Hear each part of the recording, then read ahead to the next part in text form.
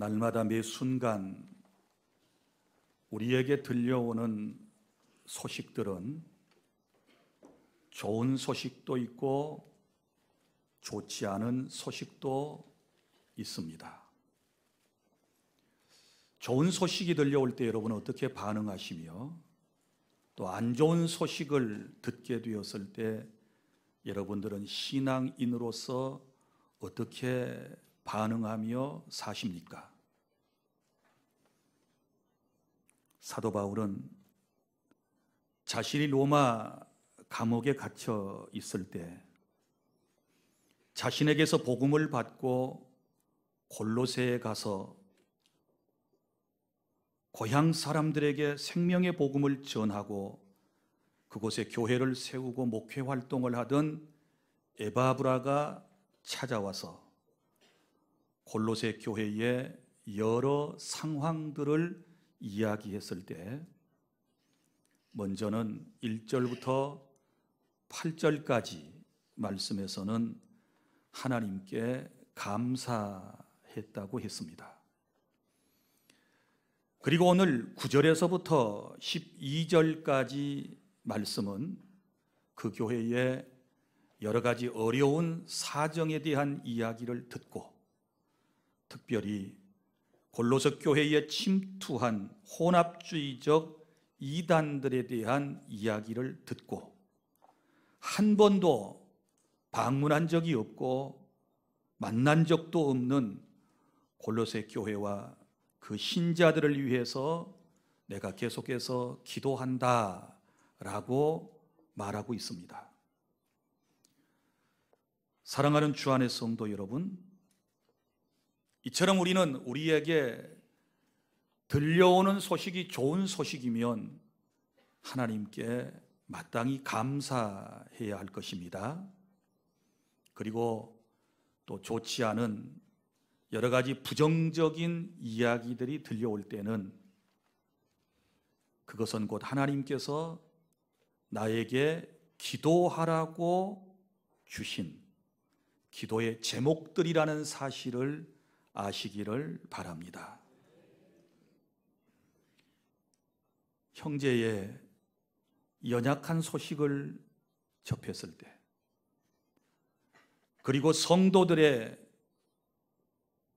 여러 가지 좋지 않은 이야기들을 듣게 되었을 때 혹은 부모님이나 혹은 자녀들에 대한 좋지 않은 여러 가지 연약한 이야기들을 들었을 때 주 안의 성도는 마땅히 정죄와 비판과 비난 대신에 그를 위해 기도할 수 있어야 할 줄 믿습니다. 그 본을 오늘 사도 바울이 우리에게 보여주고 있거든요. 그래서 골로새서 1장 1절부터 8절까지는 감사의 제목들을 쭉 열거하고 있고 그리고 오늘 본문 9절부터 12절까지의 말씀은 그들을 위하여 구체적으로 내가 쉬지 않고 기도한다 이렇게 말씀을 하고 있습니다. 사랑하는 주 안의 성도 여러분, 오늘 이 말씀을 통해서 우리가 일생 동안 늘 기도해야 할 기도 제목 3가지를 여러분들에게 말씀을 드리겠습니다. 첫째는 하나님의 뜻을 알기 위해서 기도하시기를 바랍니다.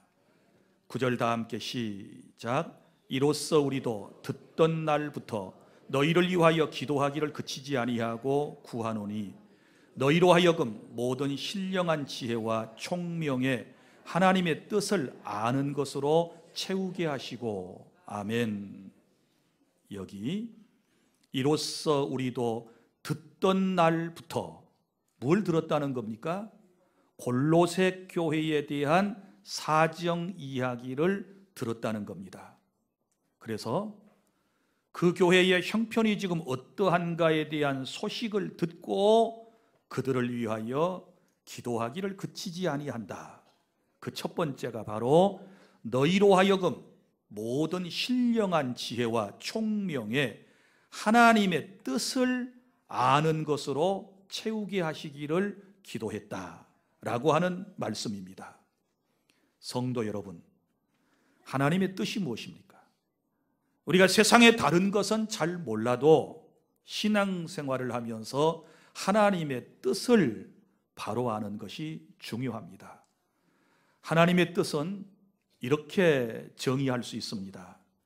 인생을 향하신 하나님의 기대하심과 바라심과 목적을 우리가 하나님의 뜻이라고 정의할 수 있고, 그리고 구체적으로는 하나님의 뜻은 하나님의 백성을 구원하시고 난 이후에 하나님의 형상으로 그를 회복시켜 나가시는 것, 이것이 바로 하나님의 거룩한 뜻임을 여러분이 깨달을 수 있기를 바랍니다. 바울은 골로새 교회를 위하여 기도할 때 그 첫 번째 기도 제목이 다른 게 아닙니다. 부자가 되게 해주세요, 무슨 환난에서 이길 수 있는 힘을 주세요, 혹은 어려운 시험을 잘 통과해내게 해주세요, 이런 기도보다도 먼저는 신령한 지혜와 총명에 하나님의 뜻을 아는 것으로 채워지기를 원했다, 충만하기를 원하고 기도하고 있는 것입니다. 성도 여러분, 하나님의 뜻은 세상의 학문과 지식과 경험으로 아는 것이 아니고 오늘 말씀에 기록한 대로 신령한 지식, 곧 성령님을 통한 하나님의 말씀의 이해와 확신으로 우리가 하나님의 뜻을 알게 되는 것입니다. 여러분, 신앙생활을 하면서 하나님의 뜻을 잘 모르면 우리 신앙이 흔들리게 됩니다. 우리 신앙이 힘이 없습니다. 실수를 하게 됩니다. 하나님 앞에 때로는 범죄하게 될 것입니다. 그래서 우리는 하나님의 뜻을 분명히 알고 신앙생활을 해야 되는데, 자, 하나님의 뜻을 알려면 어떻게 해야 될까요? 성경을 봐야지요. 성경에는 하나님의 모든 뜻이 기록을 통하여 명백하게 계시되어 있기 때문에 우리가 하나님의 뜻을 잘 모르면 무조건 성경을 펼쳐야 하는 것이고, 하나님의 말씀을 연구하고 묵상할 때 성령의 조명하심을 통해서 우리가 하나님의 뜻을 선명하게 알 수 있고 깨닫게 될 줄 믿으시기를 바랍니다. 여러분 보십시오. 하나님의 뜻을 성경 66권에 하나님께서 이미 다 기록해 놓으셨습니다.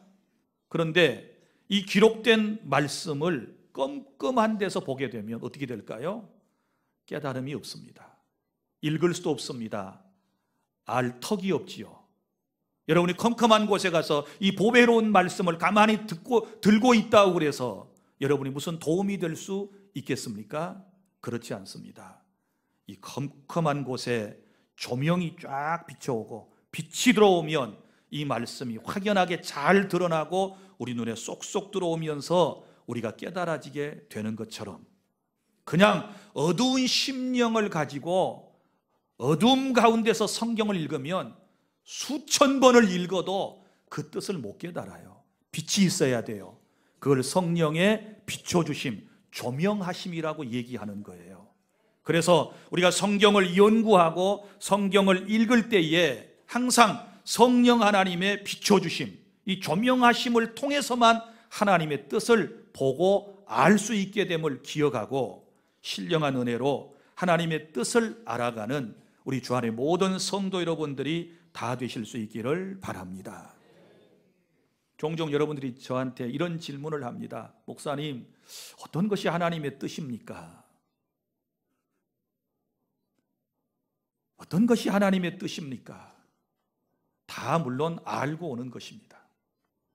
그런데 확인을 받기 위해서 저에게 묻는 것입니다. 여러분을 향하신 하나님의 모든 계획과 하나님의 뜻하심과 하나님의 기대하심과 여러분의 삶을 향한 하나님의 목적은 다시 말하지만 성경에 다 기록되어 있습니다. 궁금하시면 성령님의 조명하심 가운데서 성경을 펼쳐보시기를 바랍니다. 어디로 이사할 것인가? 내가 무슨 직업을 가져야 하며 어떤 직장에 들어가야 할 것인가, 여기 다 있습니다. 부부관계는 어떻게 해야 할 것인가, 사업은 어떤 마인드를 가지고 해야 할 것인가, 물질관에 관하여 하나님의 뜻은 명백하게 여기에 다 기록되어 있습니다. 세상을 살다가 마음이 힘들고 아플 때에 내가 어떻게 하나님의 뜻을 분별해낼 수 있는가도 여기 다 기록되어 있습니다. 인간관계는 어떻게 해야 할 것인가, 다 성경에 보면 하나님의 뜻이 명백하게 기록되어 있기 때문에 우리는 말씀을 통하여 하나님의 뜻을 분별하고 그 말씀대로 살아가는 지혜가 우리 주 안에 모든 성도 여러분에게 있어야 될 줄 믿습니다. 하나님의 뜻만 분명히 분별하고 살아간다면 우리 인생이 실족하지 않습니다. 어그러진 길로 가지 않습니다. 우리는 빛 가운데 살아가기 때문에 항상 하나님이 기뻐하시는 길을 찾아 그곳으로 나아가며 하나님께 영광 돌림의 그런 은총이 있게 될 것입니다. 그래서 우리가 맨 처음에 항상 엎드릴 때마다 기도해야 할 기도의 제목은 하나님의 뜻을 알게 하여 주시옵소서. 그 다음에 둘째는 하나님을 기쁘시게 하는 삶이 되도록 기도하시기를 바랍니다. 바울은 골로새 교회를 향하여 기도할 때 이 성도들이 하나님께서 기뻐하시는 삶을 살 수 있도록 도와달라고 간절한 소원을 하나님께 기도로 승화시키는 모습을 볼 수 있습니다. 여러분, 11절부터 11절에 이 말씀이 나오지 않습니까? 10절 11절 시작. 주께 합당하게 행하여 범사에 기쁘시게 하고 모든 선한 일에 열매를 맺게 하시며 하나님을 아는 것에 자라게 하시고 그의 영광의 힘을 따라 모든 능력으로 능하게 하시며 기쁨으로 모든 견딤과 오래 참음에 이르게 하시고. 아멘. 자, 여기 범사에 기쁘시게 하고 누구를? 하나님을. 그러면 여기 기쁘시게 한다라고 하는 이 말이 어떤 뜻을 가지고 있는지를 먼저 살펴보는 것이 중요합니다. 원래 이 기쁘시게라고 하는 말의 원어의 뜻은 이런 데 쓰여졌습니다. 상인들이 단골 손님을 기쁘게 하려는 최상의 노력이라고 하는 단어에서 나왔습니다. 무슨 얘기인가 하면 상인들이 단골 손님에게 계속해서 물건을 팔아야 되지 않겠습니까? 그렇다면 자기 가게에 자기 집에 찾아온 손님들을 어떻게 하든지 기쁘게 해줘야죠. 그리고 난 다음에 구매 충동이 일어나고 그래서 구매하도록 할 때에 쓰는 그 단어를 여기에 지금 채용하고 있는 것입니다. 여러분, 우리가 세상에 살면서도 어떤 한 가게에 단골 손님이 되는 경우는 어떨 때 그렇습니까? 예를 들어서 한 식당에 단골 손님이 되는 경우는 이럴 경우입니다. 먼저는 그 식당에서 만들어내는 음식이 맛이 있어야 되겠지요. 맛이 없는데 갑니까? 그 다음에 또 하나는 질이 좋아야 하겠지요. 내게 해로운 음식을 파는 곳이라면 절대로 가지 않습니다. 질이 좋아야지요. 자기의 육체의 영양과 상관이 되는 이런 질 좋은 가게를 찾게 되지요. 그 다음에 세 번째는 양이지요. 양, 실컷 먹을 수 있어야 되지 않겠습니까? 자, 맛도 있고 질도 좋은데 비싸고 양이 적으면 사람들이 잘 가지 않습니다. 그래서 이 세 가지를 충족시켜야 되는데 맛 좋고 질 좋고 양도 어느 정도 되면 사람들이 그 식당을 단골로 다니게 된다는 것입니다. 그런데 그 중에 아주 더 중요한 것이 하나 있는데요. 그게 뭐냐 그러면 친절 때문에 가요. 거기에 친절이 없으면 아무도 가지 않습니다. 아무리 맛있는 음식을 만들어내고 질이 좋고 양이 많다 할지라도 그 주인과 종업원이 친절하지 않게 되면 누가 단골집으로 정하고 매번 가겠습니까? 예를 들어서 내가 그 가게에 들어가는데 맛소문을 소문을 듣고 찾아갔어요. 그런데 아무도 와서 반겨주는 사람이 없습니다. 그저 주인은 주인대로 카운터에 앉아서 뭔가 열심히 하고 있고, 또 저 건너편에 서 있는 종업원은 손님이 들어와도 인사도 안 하고 멀뚱멀뚱 쳐다보고 있고 어디 알아서 앉으라고 그런 것 같고, 물도 안 갖다 주고, 나중에 한 10분 정도나 있다가 물을 가져왔는데 탁자 위에 탁 놓는데 영 불순하고, 예? 이러면 아무리 좋은 음식을 만들어내는 식당이라도 갈까요, 안 갈까요? 나는 안 가요. 근데 여러분들은 갈 것 같아. 왜냐하면 워낙이나 인상이 좋잖아. 그리고 마음이 나보다 훨씬 더 착한 분들 같아서 여러분들은 다 가실 것 같은데, 저는 그런 가게는 다시는 안 갈 겁니다. 설령 맛이 좀 떨어지고 질에 있어서 양에 있어서 좀 부족한 감이 있지만 먹을만 하다 그러면 그 주인이 친절하고, 그리고 손님인 나를 왕처럼 그렇게 대해주면 나는 기분이 좋아서라도 틀림없이 그 가게를 찾게 될 것입니다. 여러분, 여기서 바로 기쁘시게 한다, 기쁘게 한다라고 하는 말이 나왔습니다. 가게 주인이, 장사를 하는 분이, 상인이 단골 손님을 최고로 기쁘게 해주는 이런 자세, 우리가 이런 자세 이상을 가지고 하나님을 기쁘시게 하려고 노력해야 한다는 사실을 아시기를 바랍니다. 주께 합당하게 행하여 범사의 하나님을 기쁘시게 하라고 하나님께서 우리에게 말씀을 하셨습니다. 그러면 주님께서 원하시는 삶, 곧 주님께서 원하시는 합당한 삶은 무엇을 의미할까요? 더 쉽게 말하면 하나님을 기쁘시게 하는 삶은 어떤 삶일까요? 오늘 본문은 세 가지를 우리에게 말씀을 하고 있는데, 자, 하나님을 기쁘시게 하는 삶, 먼저는 모든 선한 일에 열매를 맺는 것입니다. 자, 10절, 주께 합당하게 행하여 범사에 기쁘시게 하고 모든 선한 일에 뭘 맺어요? 열매를 맺게 하시며, 이렇게 말했습니다. 자, 그러면 우리가 첫 번째 바울의 기도를 통해서 하나님의 뜻을 알게 해 주십시오, 그런 기도를 해서 하나님의 뜻을 알았으면 이제는 주님께 합당하게 행하여 뭘 맺어야 된다고요? 열매를 맺어야 하는 것입니다. 자, 때때로 우리가 어떤 나무에 대해서 잘 모를 때가 있어요. 이게 포도나무인지 머루나무인지 잘 모를 때가 있어요. 그러면 뭘 보고 알 수 있나요? 열매를 보면 압니다. 머루나무에서는 머루 열매가 맺게 될 것이고 포도나무에서는 포도 열매가 맺게 될 것입니다. 자, 겨우내 이파리를 다 땅에 떨어뜨려 버리고 앙상하게 서 있는 그 과수나무의 이름을 잘 모를 때가 있습니다. 그런데 나중에 꽃 피고 열매 맺는 것을 보면, 아, 이게 밤나무구나, 이게 감나무구나, 이게 사과나무고, 이게 배나무고, 이게 살구나무구나 라고 하는 것을 뭘 통해서 압니까? 열매를 통해서 압니다.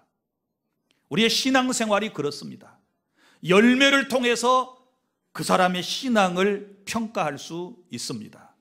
그래서 주님께서도 마태복음에서 그런 말씀을 하시지 않았습니까? 거짓 선지자냐 아니면 진짜 선지자냐라고 하는 것은 그 나무의 열매를 보고 아는 것처럼 그의 삶의 열매를 통해서 알게 된다라고 주님이 우리에게 말씀을 하셨지 않았습니까? 그래서 하나님을 기쁘시게 하는 삶은 내 삶에서 선한 열매를 아름답게 맺혀드려야 우리 하나님께서 기뻐하시는 것입니다. 할렐루야. 그래서 주님이 원하시는 아름다운 열매를 주렁주렁 많이 맺힐 수 있는 그런 우리 주 안의 모든 성도 여러분들이 다 되실 수 있기를 바랍니다. 이 열매는 우리의 입술에서도 언어의 열매로 나타나야 되고 우리의 행동에 있어서도 삶의 열매들로 구체적으로 나타나야만 하나님께서 기뻐하시는 것입니다. 누군가가 이런 말을 했습니다. 천국에 갔더니 목사의 혀하고 성도들의 귀만 있더래. 뭔 말인지 이해가 되는지. 천국에 갔더니 말 잘하는 설교 잘하는 목사님의 혀하고 입하고 듣기만 잘하는 성도들의 귀만 엄청나게 있더라는 거예요. 나머지 몸뚱아리는 어디 갔을까요? 말 잘하고 듣기만 잘하고 우리가 서로 행하지 않으면, 열매로 우리의 삶이 드러나지 아니하면 우리의 지식은 헛것입니다. 깨달을 수 있기를 바랍니다. 그리고 하나님을 기쁘시게 하는 삶이 되려면 하나님을 아는 지식이 자라야 합니다. 10절 하반절에 하나님을 아는 것에 자라게 하시고, 아멘. 자, 하나님을 아는 지식이 자라나야 돼요. 우리가 교회를 이만큼 출입했으면, 지금까지 예수님을 믿고 목사의 설교를 들었으면, 교회에서 이 정도의 직분을 맡았으면, 이 정도 하나님께 예배하고 매 시간마다 하나님의 말씀을 들었으면, 이제는 우리의 지식이, 영적인 지식이, 우리의 삶의 수준이 점점 자라나야만 하는 것입니다. 생명이 있는 것은 자라나야 합니다. 믿습니까? 식물도 자라나야 되고, 그리고 아이도 세상에 태어났으면 이 아이가 정상적으로 자라날 때 여러분 부모의 마음이 기쁘지 않겠습니까? 심지어 요즘 장난감도요, 뭔가 변화가 있어야 애들이 좋아합니다. 제가 얼마 전에 제주도에 가서 돌고래 쇼하는 곳에 다녀오면서 우리 주한이를 뭘 사줄까? 장난감을 파는 선물 가게에 갔습니다. 갔더니 무슨 알을 파는 거예요. 알을. 보았더니 그 케이스에 공룡알, 또 무슨 열대어, 물고기 알, 이런 것들이 있어서 일단 뭔지 모르니까 두 개를 샀어요. 공룡 알하고 열대어 그려져 있는 물고기 알을 샀습니다. 설명을 들었더니 어떻게 하느냐, 이걸 꺼내 가지고, 알이래요. 달걀처럼 생겼어요.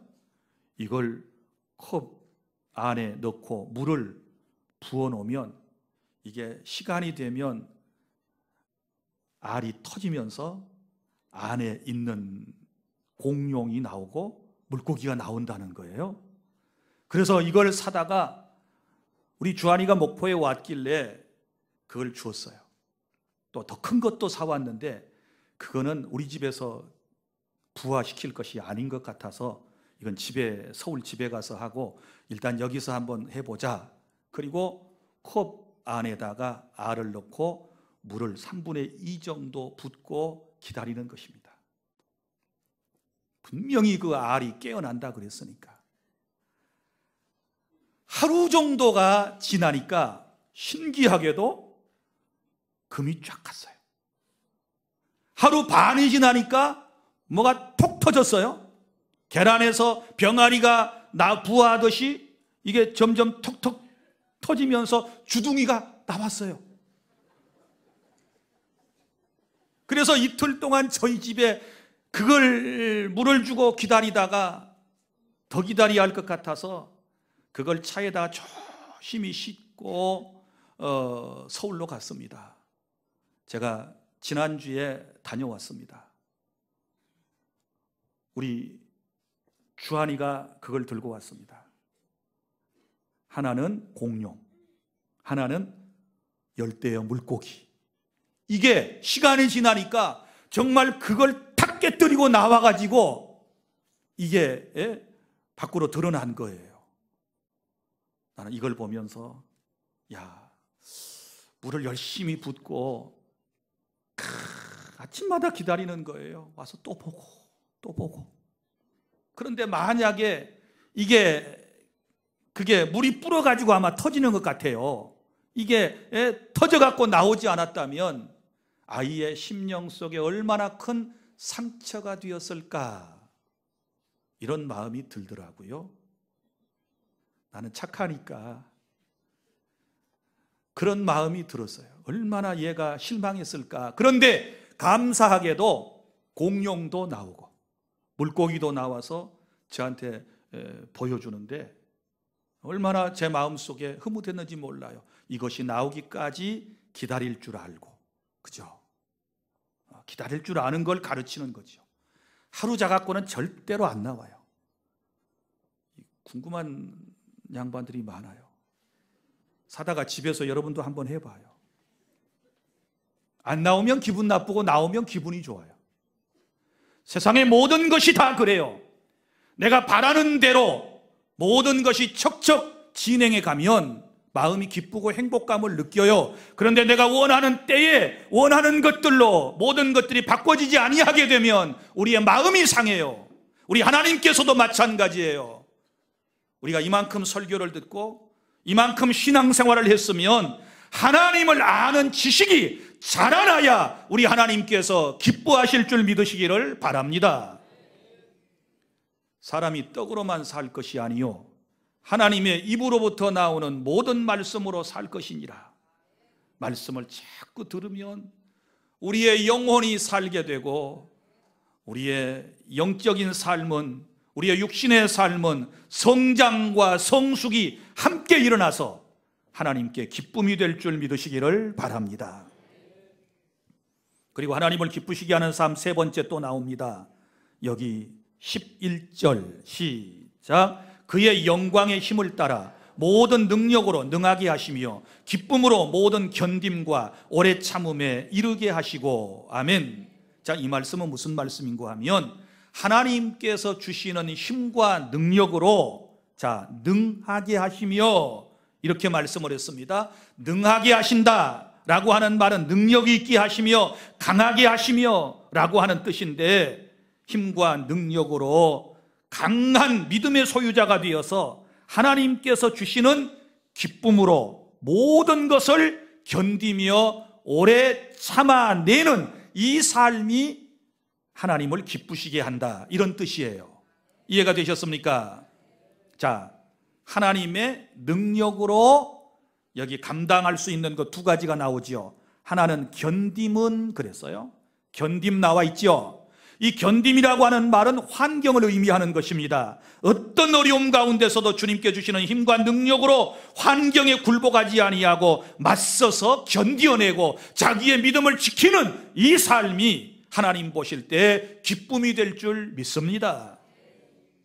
그리고 오래 참는다 라고 하는 말은 이 원어의 뜻이 뭐냐 그러면 이것은 환경에서 오래 참는 게 아니고 대인관계 속에서 오는 어려움을 오래 참아내는 것을 얘기하는 것입니다. 무슨 얘기인가 하면 내게 원수 같은 사람에게 복수하지 아니하고 오래 참는 것입니다. 이런 삶이 하나님께 기쁨이 되는 거예요. 믿습니까?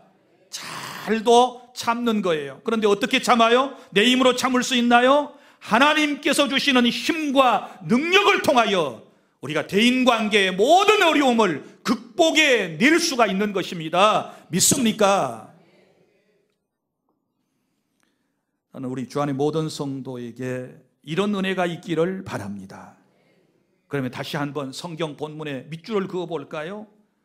자, 열매를 맺게 하시며 몇 절에 나옵니까? 그리고 자라게 하시고 몇 절에 나옵니까? 또 능하게 하시며 몇 절에 나옵니까? 11절에 나옵니다. 열매를 맺게 하시며 자라게 하시고 능하게 하시며 라고 하는 이 문맥의 내용을 볼 것 같으면 이거 다 현재 분사형으로 되어 있습니다. 그러니까 무슨 얘기인가 하면 계속해서 열매를 맺게 하시며 계속해서 자라나야 하는 것이고 계속하여 능함을 통하여 모든 세상의 것을 견디어내고 오래 참는 것을 주님께서 우리에게 요구하신다는 사실을 믿으시기를 바랍니다. 성도 여러분, 우리의 삶이 하나님을 기쁘시게 하는 삶이 되도록 기도하시기를 바랍니다. 설교를 준비하면서 서울 사랑의 교회를 심우하시다가 지금은 고1이 되신 고 옥하는 목사님의 설교 중에서 이런 이야기를 읽었습니다. 직장을 잃은 젊은 아빠가 있었습니다. 실직 후 몇 달이 지나자 가족들을 위해서 이제는 무슨 일이든 해야 되겠다 생각을 하고 한 회사에 취직을 했습니다. 그가 맡은 일은 외판원이었습니다.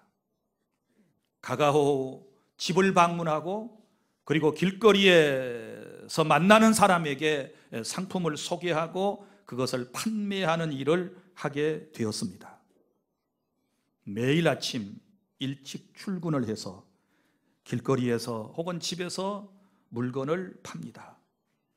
그런데 그에게는 두 자녀가 있었는데 초등학교 6학년에 다니는 딸과 그리고 초등학교 4학년짜리 아들이 있었습니다. 젊은 아빠는 너무너무 안 해보던 일이라 힘들고 정말 하루하루가 고통스러운 나날들이었지만 집에 와서는 가족을 생각하고 애들을 생각해서 절대 힘든 티를 내지를 않았습니다. 그리고 행복한 마음으로 직장 생활을 하는 것처럼 그렇게 가족들에게 보여주었습니다. 그런데 어느 날 이 아이들이 아빠의 구두를 보았더니 다 닳아서 너덜너덜했습니다. 나중에 아빠는 그 구두를 버리고 운동화로 바꿔 신고 출근하는 것을 보았습니다. 큰딸은 그 모습을 볼 때 마음이 아팠습니다. 어떻게 하면 우리 아빠를 기쁘게 해드릴 수 있을까? 밤새 어린 딸이 고민하고 생각하다가 아빠가 예전에 신었던 구두를 사드려야지 이렇게 마음을 먹었습니다. 그러면 아빠에게 구두를 사드리려면 돈이 있어야 되는데 내가 돈을 어떻게 모을까 연구를 하다가 이렇게 결정을 했습니다. 학교에 갈 때 버스를 타지 않고 걸어 다니기로 했습니다. 그리고 그 버스비를 모아서 아빠 구두를 사드리기로 한 것입니다. 집에서 학교까지는 몇 정거장이나 되는 꽤 먼 거리였지만 아빠의 구두를 생각하면서 이 딸은 매일 걸어서 학교에 가고 또 걸어서 집으로 돌아오는 것입니다. 그러면서 한 푼, 두 푼을 모으기를 시작했습니다. 어느 날 학교를 마치고 걸어오다가 길에서 남동생을 만났습니다. 누나가 묻습니다. 예, 너 버스를 타고 와야지 왜 걸어와? 그러니까 이 남동생이 또 이렇게 말을 했습니다. 누나, 사실 나 아빠 구두 사드리려고 돈을 모으려고 버스 안 타고 나 걸어오고 있어. 이 아이도 그러는 거예요. 그래서 너 얼마나 모았니? 그랬더니 2,000원 모았대요. 그래, 이 딸도 생각해 보니까 자기는 5,000원 모았대. 7,000원이 되었습니다. 이 돈 가지고 구두를 살 수 있겠습니까? 그런데도 이 아이들의 생각이 얼마나 기특합니까? 우리를 낳아주고 길러주고 언제나 자신들을 사랑해주는 그 아빠를, 힘들어하는 아빠를, 직장을 잃고 힘들어하는 아빠를 구두가 다 너덜너덜해서 밑창이 다 떨어지는 그때까지도 자신들을 위하여, 가족들을 위하여 헌신하는 우리 아빠를 위해서 무엇을 해드릴까 생각하다가 구두를 사드리기로 하고 버스를 타지 않고 돈을 모은 이 아이들 얼마나 귀합니까? 여러분, 이런 자식을 둔 부모는 마음이 어떨까요? 기쁘지요. 이런 아들과 딸을 둔 부모의 마음은 정말 행복할 거라고 생각을 합니다. 내가 고생하는 것을 알아주는 이가 있으니, 내가 힘들게 돈을 벌어다 준다는 사실을 알아주는 사람이 있을 때 얼마나 마음이 기뻤겠습니까? 사랑하는 여러분, 우리 한번 생각해 봅시다. 우리를 구원하신 하나님, 나를 사랑하시는 하나님, 나의 죄를 용서하시고 나를 천국 백성 삼아주신 하나님, 부족한 나를 버리지 아니하시고 끝까지 나를 사랑하시는 이 하나님에게 우리의 삶이 기쁨이 되어져야 될 줄 믿습니다. 이 하나님을 기쁘시게 해드리기 위해서 우리가 무슨 일이든 못하겠습니까?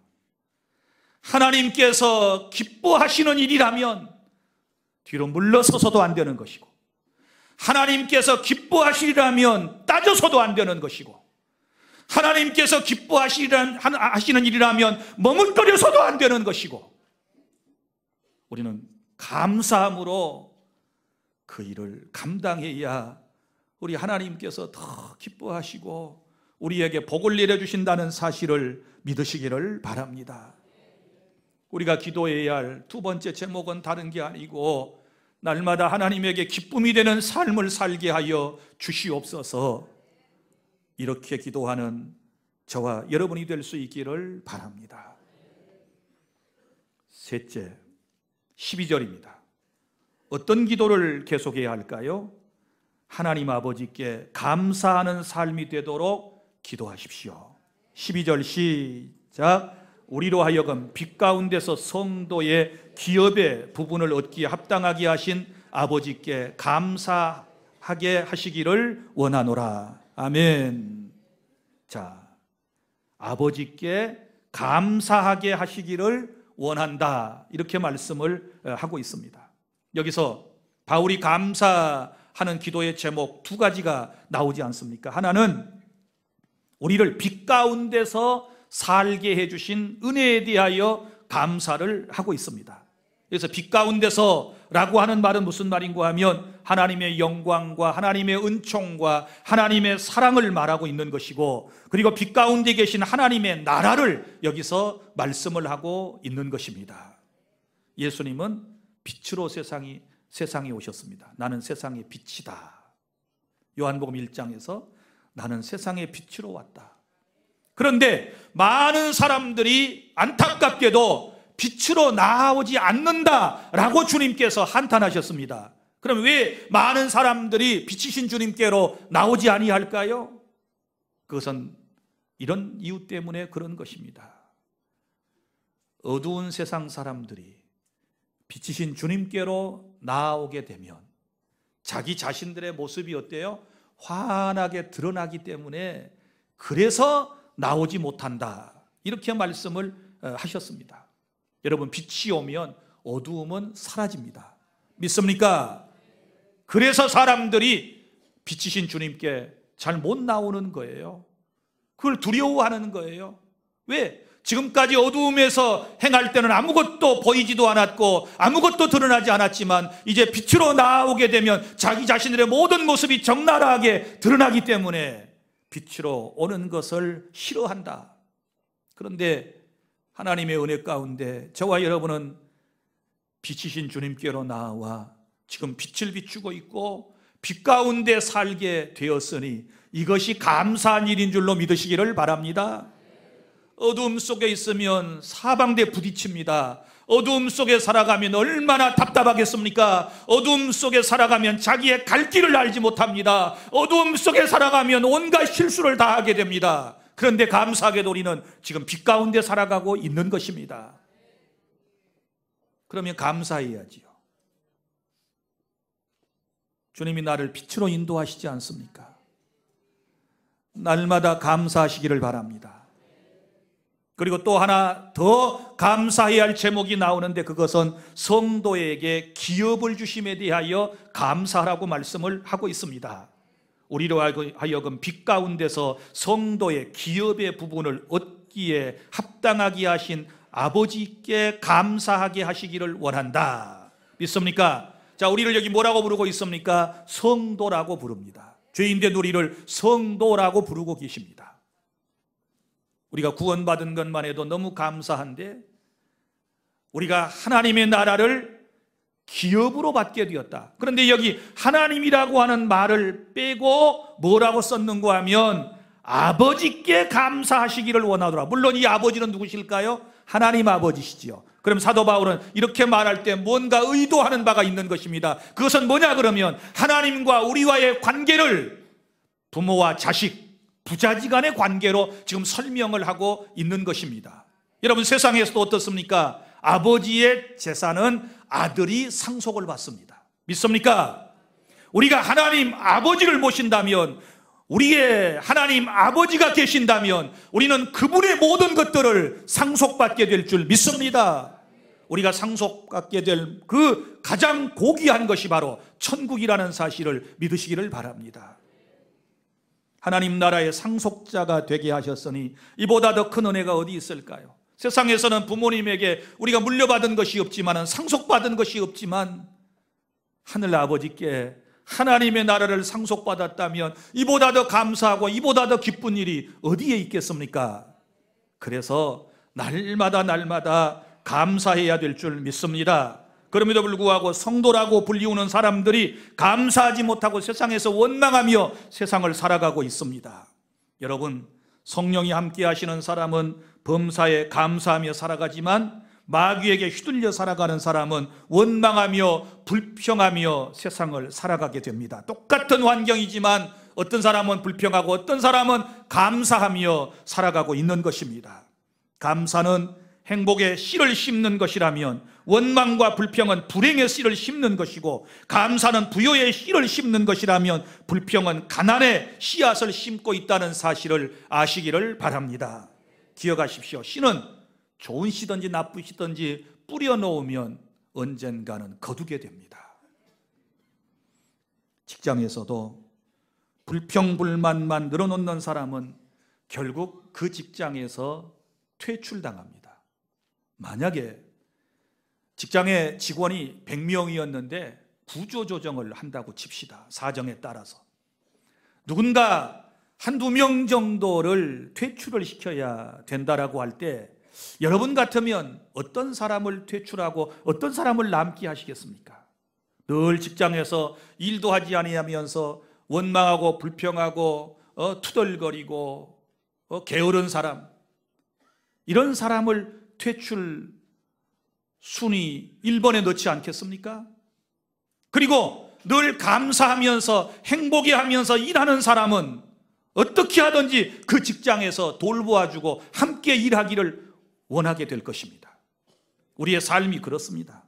원망과 불평을 늘여놓는 사람은 실패자가 되고, 감사하는 사람은 성공자가 된다는 사실을 믿으시기를 바랍니다. 이스라엘 백성 보세요. 출애굽 이후에 광야 생활을 하면서 원망하고 불평하던 사람들 광야에서 하나님께서 다 죽게 만드셨고 가나안 땅에도 못 들어갔습니다. 그러나 긍정적인 믿음을 가지고 살아왔던 여호수아와 갈렙은 천국에 들어가는, 가나안 땅에 들어가는 놀라운 복을 받았다는 사실을 믿으시기를 바랍니다. 그러므로 우리는 늘 하나님께 세 번째 기도해야 할 제목은 늘 감사하며 살게 하여 주시옵소서. 말씀을 맺습니다.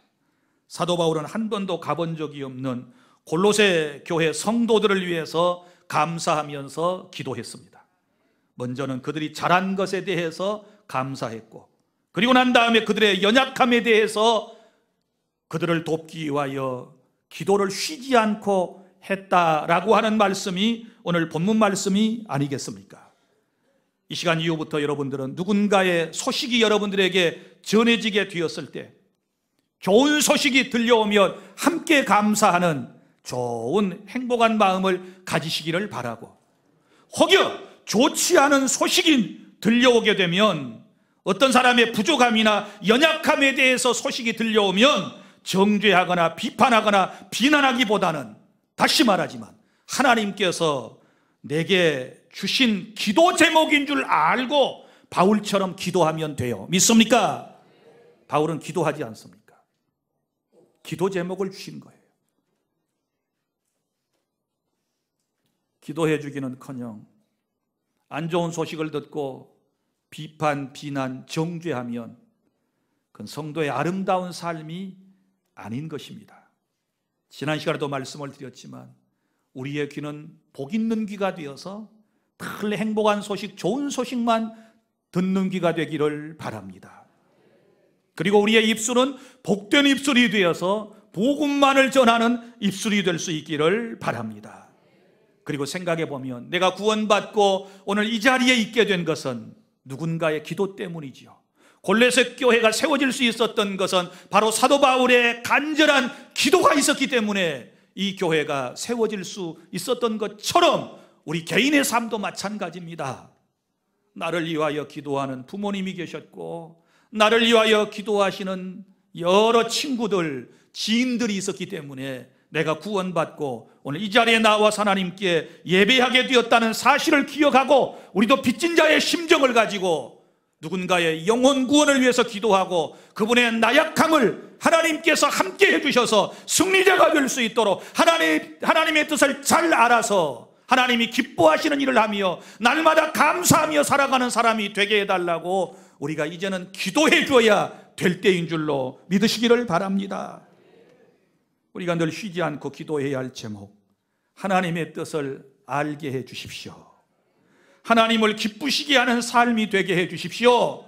그리고 감사하며 살게 하여 주시옵소서.